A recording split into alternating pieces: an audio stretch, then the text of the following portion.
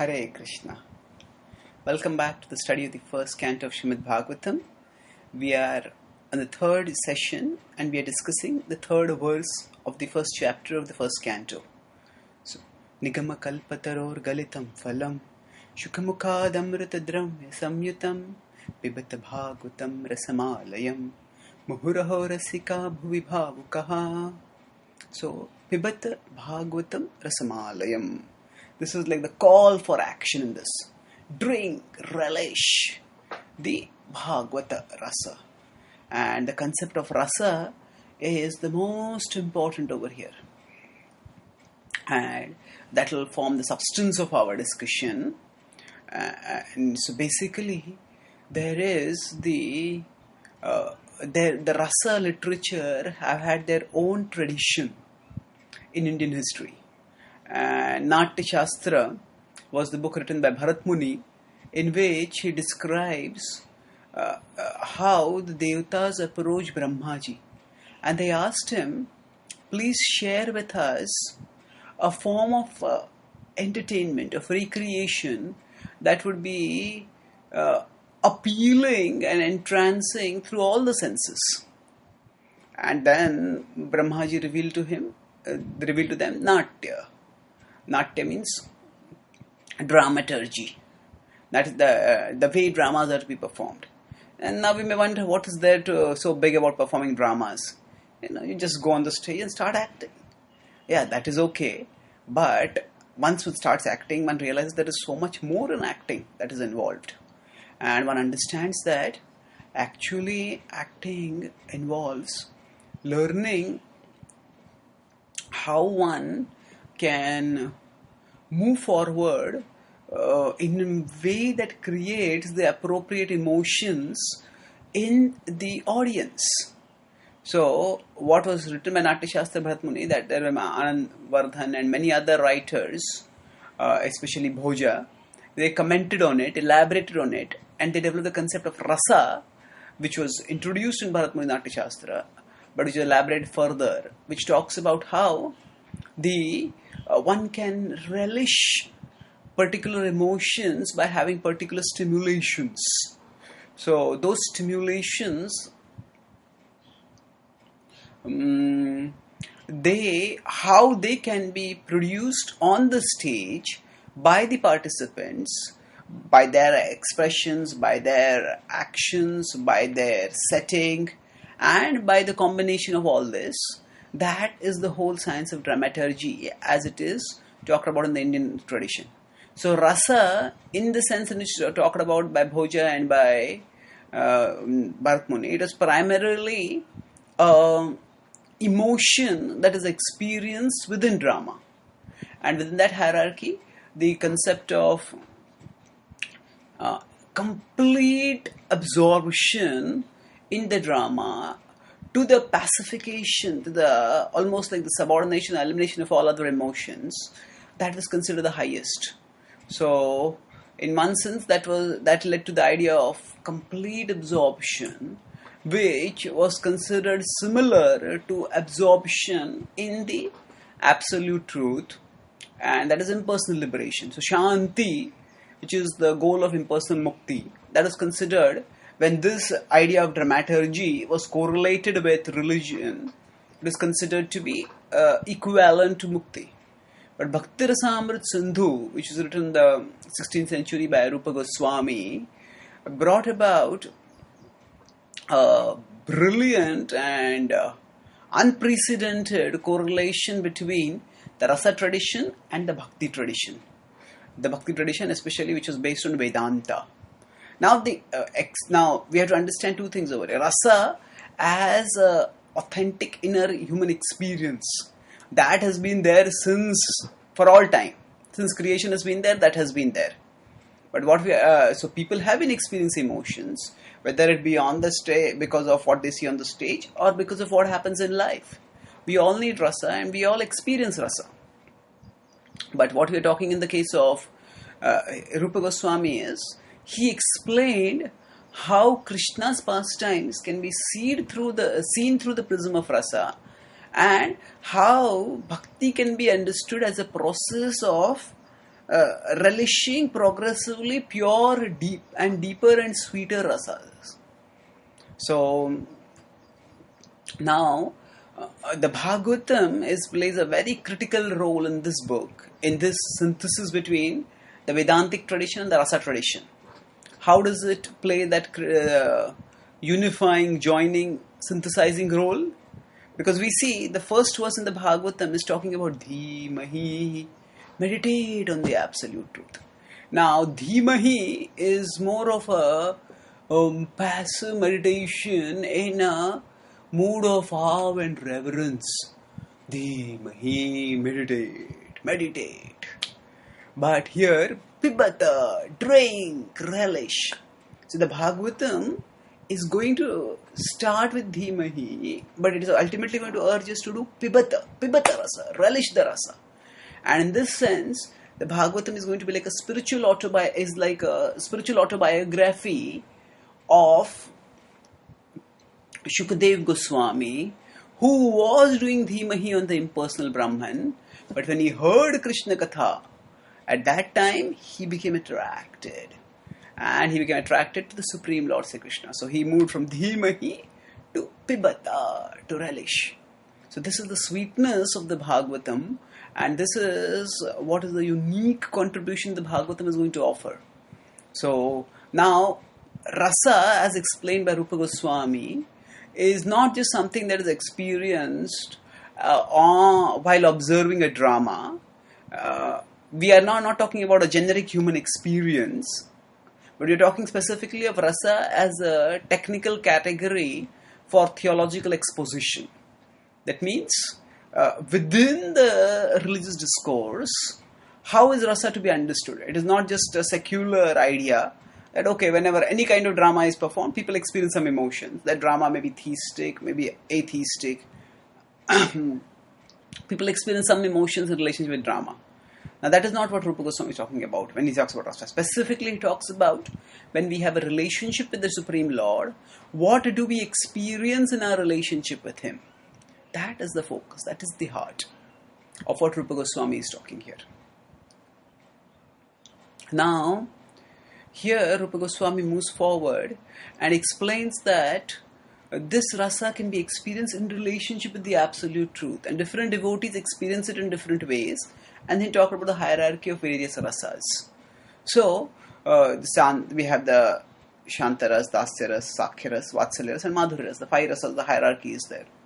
So here what happens is, the Bhagavatam will reveal how we all can relish rasa. And the Bhagavatam is telling us that when we study this Bhagavatam, the purpose is to relish rasa. The purpose is not just to do something here and there, not just to do Dhimahi. So we are meant to relish. So there is, as we discussed earlier, we go from the negative axis to 0, and from 0 we go to the positive axis.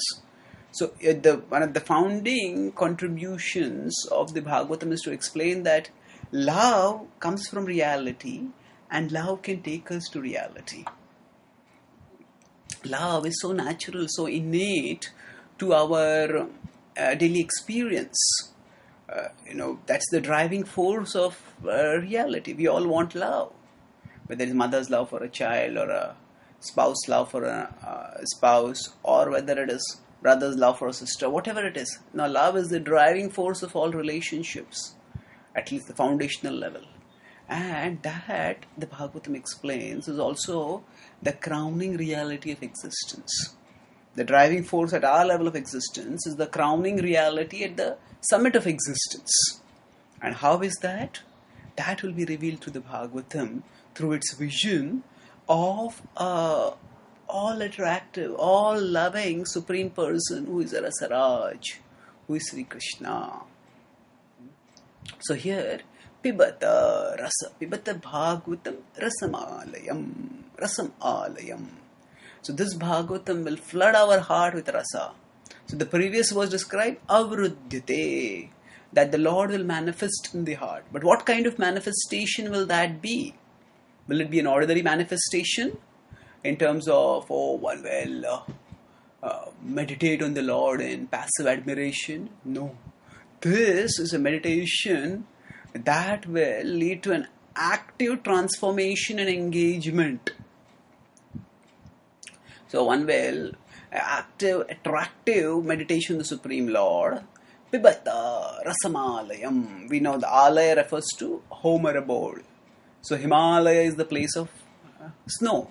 So Rasamalayam. So Bhagavatam is the reservoir of rasa. And if we just approach it properly, then our heart will become flooded with rasa. And now, the Bhagavatam brings about the synthesis. It has a lot of Vedantic exposition and philosophy, where it analyzes what is the absolute truth. Especially the Chatushloki Bhagavatam does that very systematically and profoundly. But after doing that, the Bhagavatam moves forward and it comes to the conception of Krishna, especially in its 10th canto. And in that 10th canto, it describes how Krishna is the all-attractive Supreme Lord and how loving Him is the perfection of life, and how there are paradigmatic devotees, ideal devotees who set the standard, the model of excellence, the paragon for everyone else, especially the gopis of Vrindavan. So now, Pibata, it's talking about relish. So we can relish how there is pure love between Krishna and the Brajvasis, and we can relish as slowly, small drops of that love start entering into our heart, permeating our heart, purifying our heart, and ultimately flooding our heart when that love becomes stronger and stronger. So let's look at the verse from the start. Now this was the heart of the verse. Nigama kalpataror galitam phalam. So Nigama refers to the Vedic literature. So they are like a kalpataru. They can give us whatever we want. So this is Krishna is kalpataru. He fulfills our desires. So the Vedic literature is also reciprocal. Depending on how we approach them, they will reveal themselves accordingly. So if somebody approaches the Vedic literature for material benefit, that means for gaining worldly pleasures, then that's what one will get. Kamatmana swargapara janma karma phala pradam. Krishna talks about in 2.43 in the Bhagavad Gita. That people go to the Lord, people go to the Vedas for kama. Their essence is filled with kama. Their atma is as if made of kama only. Swargapara, they think Swarga is the ultimate goal of life. And Janma Karma Phala Pradam, they say, oh, I'll get Janma in Swarga and then Karma. Then what will I do over there? I will enjoy with the Apsaras, I will enjoy in the gardens, and I'll just simply enjoy life. Those who think like this, and the Vedas will reveal, okay, that's what you want, that's what you will get. But this Kalpataru so there are various results from the Kalpataru. Krishna talks in the same section, one verse earlier, 2.42, he says, Yamimam pushpitam vacham pravadantya vipaschitaha.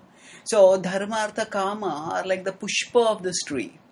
But now Krishna is telling that there is a phala, and there is a galitam phala, there's fully ripened, juicy fruit. And that is the Bhagavatam. So if you consider the Vedas to be a tree, then the flowers from them are the pushpitam vacham. They are the fruits of dharma, artha, kama. Beyond that, there's fruit. There are various kind of fruit, but there's a ripened fruit. That ripened fruit is the fruit of pure love, which will be revealed in the Srimad Bhagavatam. Galitam phalam. Now, if a fruit is very juicy, very soft, very succulent, then there is also the fear, if that fruit falls, then by then it falls, it may just break and all its juice may get spilled away. And it will be difficult to relish that. No, that's why there is a special process, the process of parampara, by which the process passed down. So, as we practice bhakti, our level of consciousness rises and moves upward and upward till it reaches Krishna. And when it reaches Krishna, then we attain the perfection of our life. So, but we don't just reject everyone else. When we are relishing Krishna, we want to share Krishna with others also. So the great souls who have reached Krishna, they form a sort of a human ladder, that is the parampara. And they pass it down to us. So, and that fruit comes down in parampara, then we can all relish it. We can relish the unbroken, the unsullied, the sweet fruit. In fact, far from getting broken or sullied, it is described metaphorically how that fruit will become sweeter. Shuka mukad amrita dravya samyutam. Shuka mukad. So, Shuka is Shukadev Goswami. Mukhad is through his mouth. Amrita Drava Samyutam. The Bhagavatam is the it's itself Amrita. It is the nectar of immortality because it will grant us supreme immortality. Not just the Amaratva of heaven, but the Nityatva of Vaikuntha, of Goloka. So Amaratva simply refers to living for a very long time. It doesn't refer to eternal existence. So the Somaras can give that kind of Amaratva to us. But the Nityatva that we get by going to the spiritual world, that is actual eternal existence. So there are four kinds of living. There is Martya, there is Amara, there is Chiranjeeva, and there is Nitya. So we are all Martya. Then above those who go to heaven, they are Amara. They live for a far longer time as compared to us. Chiranjeevi, they live for as long as a day of Brahma, sometimes even a lifetime of Brahma. And beyond that, there are the Nitya who live forever. So drinking the Swargiya Somaras will give us Amaratva. But drinking the Bhagavatam will give us Amarat, not just Amaratva, Nityatva. This is special Amrita. Amrita Dravya Samyutam. It's enriched with special nectar. So, traditionally it is said that when the fruit is touched by the tip of by the beak of a parrot, then that fruit, because of that small contact with the parrot and subsequent exposure to the atmosphere, the fruit's taste becomes sweeter. So similarly, when this Bhagavatam is recited by Shukadev Goswami, its taste becomes sweeter. And that's why it is said that relish this Bhagavatam. Shukamukad amrita drav samyutam. Relish this Bhagavatam. Pibata Bhagavatam rasamalayam. Relish this Bhagavatam. And muhuraho rasika bhuvi bhavukaha.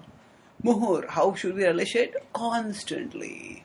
Vishwanath Thakur says that actually one should keep relishing the Bhagavatam till one comes to the state of ecstasy and one faints in ecstasy.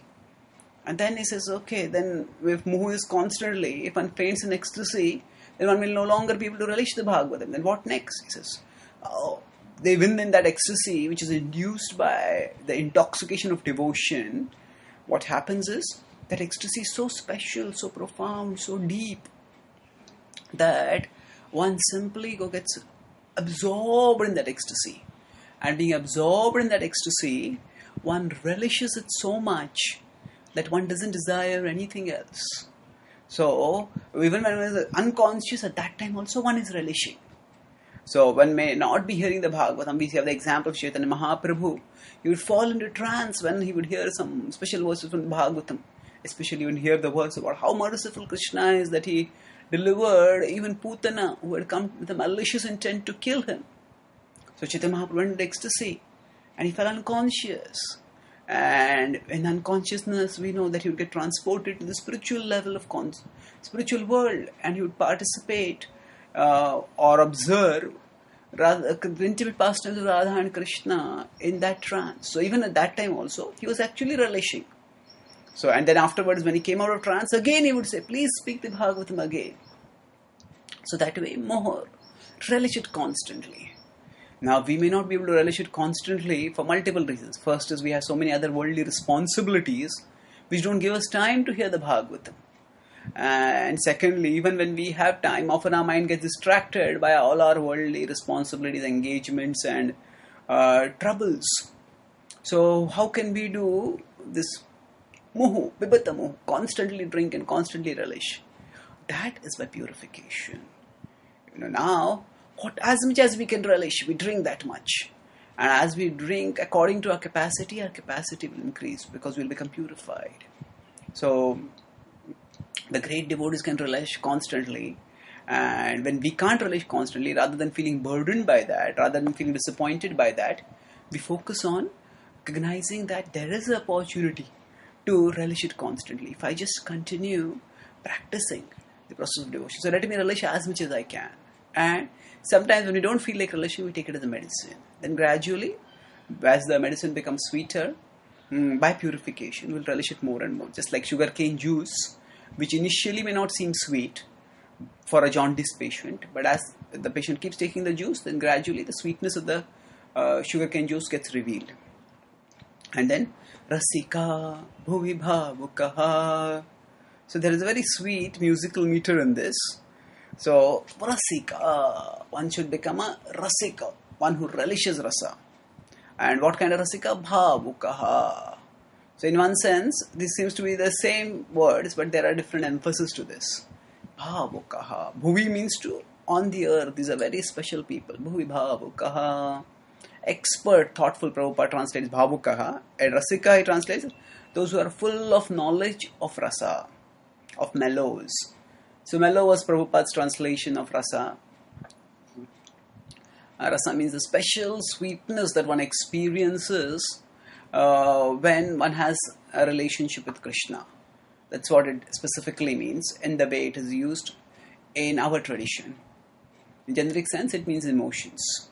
So those who are, so here the idea is one doesn't have to go into a long process of naiti. Oh, not this, not that, not that. That's a process which is followed by some people. It's a laborious process. But instead of following that process, here the recommendation is follow the process of meditation on the Supreme Lord. If one simply meditates on the Supreme Lord, the result of that will be one will become purified. And if one becomes purified, then one will relish it more, the Bhagavatam more and more and more. So, rasika and bhavuka. So here, that means, is it that this Bhagavatam is restricted only for those who are rasika and bhavuka? Not again I said, it's not as I said earlier, when the Bhagavatam talks about, say, that this is meant for those who are pure devotees. Nirmatsaranam. There is no need for other scripture. Kimva paredishvara. Such calls are not exclusivist, they are contextualist. So same way here, the idea is, what is talked about is a aspiration. It is not necessarily a restriction. That means that what is being talked about over here is the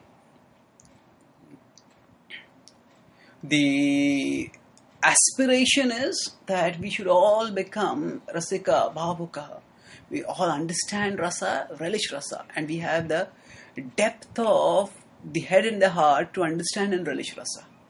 Now, what does it mean to have the depth of the head and the heart? So, just like if a person knows nothing about art, and the person sees a very famous painting, say Mona Lisa by Leonardo da Vinci.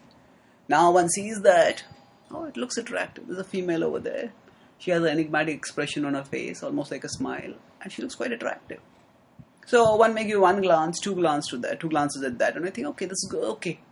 But one who is a connoisseur of art, that person can understand much better what is going on. Oh, this expression, these eyes could have been depicted in some other way, but they have been depicted in this way. So one looks at every single detail in the picture and understands that it has a significance. And the combination of all those details have produced a particular effect which would not have been produced without that particular if the artist had not taken that much care to depict all those details in that particular way. So similarly, here what the Bhagavatam talks about is that it's a process by which we develop rasa. Our spiritual sensibility, our capacity for devotional aesthetic experience increases as we become bhavuka, as we become rasika. So another example is that, a simpler example perhaps, more relevant example is, say, of cricket. Now somebody, say, has come from from say Somalia or somewhere, place where nobody knows about cricket, nobody's played cricket, and then that person sees that these people are so absorbed in cricket. What is there? There is one person running, and there is another person swinging with a stick, and there's a big piece of stone, circular stone that is being hurled. What is going on? And then there's somebody running after that circular piece of stone. What is going on? And sometimes the same action is being played and replayed and replayed. And then, okay, this person put a stick over there. But okay, what does put stick? Why is the same stick being seen again and again and again? But then, one who knows the game of cricket, one understands, actually there are so many ways in which that ball can be thrown. Somebody can be off spinner, somebody can leg spinner, somebody can be a medium pacer. That is a specific general way in which that person bowls. And then within that also specific balls can be bowled different ways. One can be an off cutter, another can be a leg cutter. And there's a batsman who's holding a bat, but there are so many different ways in which the bats can be held. Batsmen have different stances. And there's so many different ways in which the bat can be swung. And there are so many different shots that can be made. And then say there is a run has to be scored and the batsman has to come in time into the crease. So then that same thing of the bowler or the fielder throwing the ball and the ball hitting the stumps, and then has the batsman come in time or not? Now that may become a object for our microscopic observation for the umpire, who's for say if there's going to be a third umpire who's supposed to decide it. So just as when one understands the subject more and more, then one can relish it more and more.